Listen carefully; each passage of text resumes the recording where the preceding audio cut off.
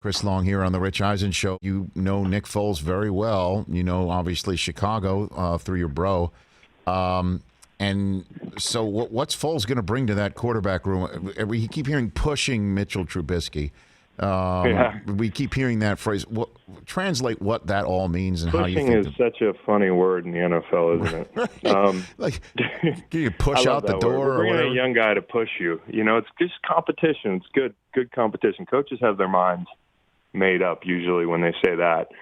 You know, and I think Mitch got, you know, at times it's unfortunate for him because of the draft class. You know, if you're drafting top 5, it's hard enough. When there's a Patrick Mahomes that gets picked after you, you're always going to have that hung over your head for better or for worse. It really has nothing to do with Mitch. It has everything to do with who picked him. But, you know, Nick is somebody who's going to bring in a tremendous amount of leadership, one of the best leaders I've ever been around, period. And he's going to be a guy who can distribute the football within that system. So I think, you know, you're taking a shot at somebody who's had high highs. You know, you saw Nick in Philly, Chapter 1, record-setting with Chip Kelly.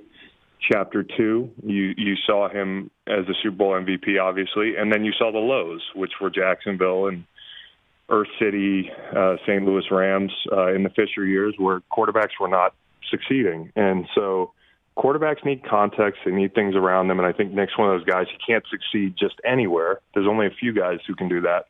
But if you surround Nick with the right players and scheme, I think he'll be fine. He can handle the pressure of Chicago. Nick is unflappable. And I think they've done well on the defensive side of the ball, too. Robert Quinn is a great pickup. You know, he's only like a year older than Leonard Floyd. And coming off double digits in Dallas, he was their best edge rusher. And I like Lawrence a lot, but he was. And Rob's going to do well on that end of the ball as well, because you got Mack on the other side. You got a power rusher. You got a speed rusher.